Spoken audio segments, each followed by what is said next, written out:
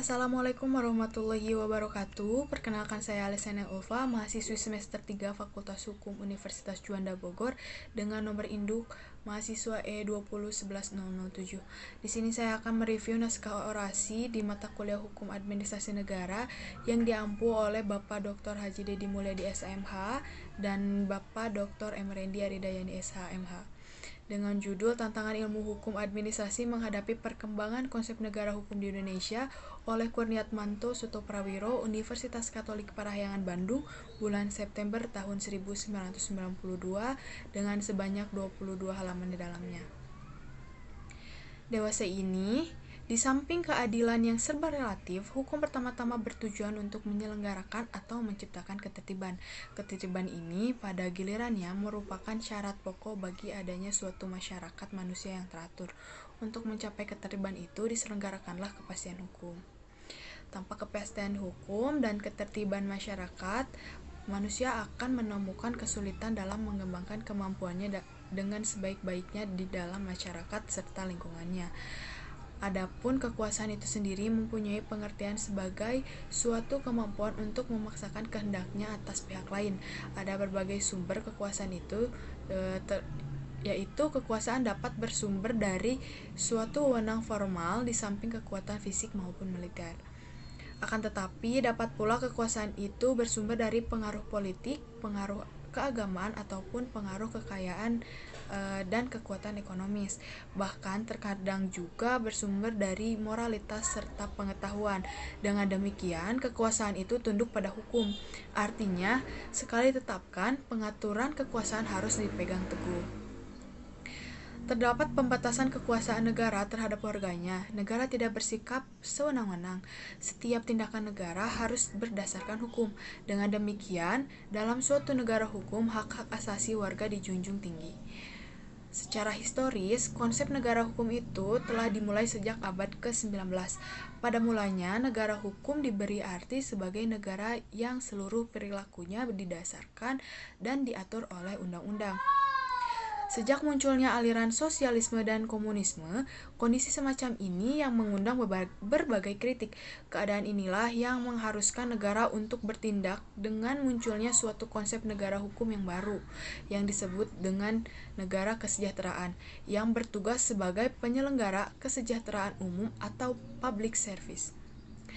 Pihak administrasi ini bertanggung jawab khususnya dalam hal kesejahteraan sosial ekonomis rakyatnya, berkewajiban untuk memenuhi kebutuhan standar minimum kehidupan masyarakat. Di dalam Undang-Undang 1945 menegaskan bahwa negara Indonesia berdasar atas hukum dan tidak berdasarkan atas kekuasaan. Hal ini menunjukkan bahwa Republik Indonesia memang bermaksud untuk menjadi suatu negara hukum, meskipun banyak tantangan yang bermunculan seperti tantangan di berbagai aspek dan belum lagi urusan bernegara dan berbangsa, tidak lagi sekadar urusan internal dalam negeri saja. Dalam kaitannya dengan ini ada dua hal yang menyebabkan Indonesia tidak dapat mengucilkan diri atau terkucil dari gejala-gejala mondial ini, yakni yang pertama, kemajuan teknologi, dan yang kedua, letak geografis di posisi silang. Terdapat 4 dinamika yang mempengaruhi pola dan arah perkembangan jangka panjang, yakni yang pertama, pertambahan penduduk sebagai contoh yaitu penyebaran penduduk yang tidak merata. Yang kedua, perkembangan ilmu pengetahuan dan teknologi, contohnya meloncat mencapai tingkat yang sangat canggih. Dan yang ketiga, peranan sumber daya alam, contohnya aset kekayaan yang berlimpah dan salah satu kekuatan terbesar negara Indonesia, dan yang terakhir rentetan kejadian perang dan revolusi. Dewasanya, seperti yang dicontohkan di atas, menunjukkan perlunya perumusan kembali pengertian negara hukum serta peranan hukum pada umumnya, dan hukum administrasi pada khususnya diperlukan perbaikan di bidang hukum.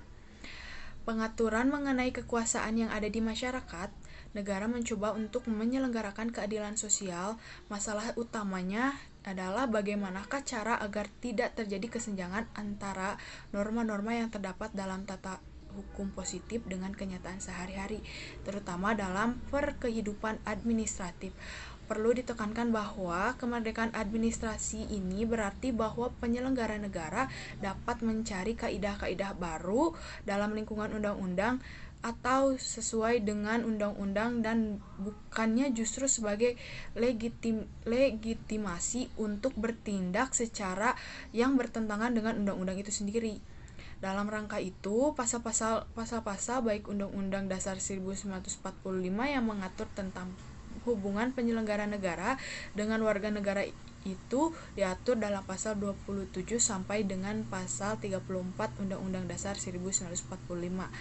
Perlu diberi perhatian lebih serta makna yang baru tanggung jawab penyelenggaraan isi pasal-pasal tersebut kini tidak lagi sekedar tugas penyelenggara negara, melainkan juga kewajiban segenap lapisan warga masyarakat.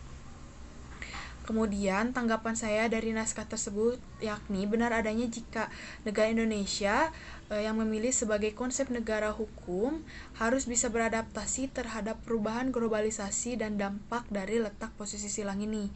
Dan dari sudut hukum administrasi negara benar adanya suka atau tidak suka, konsep negara hukum ini akan mengalami perubahan atau perkembangan sesuai dengan zamannya, dan kita sebagai generasi harus siap untuk berkarya untuk dapat meneruskan negara hukum ini serta hukum administrasi negara sesuai dengan perkembangan zaman. Kiranya sekian yang dapat saya sampaikan. Mohon maaf apabila ada kesalahan. Terima kasih kepada dosen pengampu. Semoga materinya bermanfaat. Wassalamualaikum warahmatullahi wabarakatuh.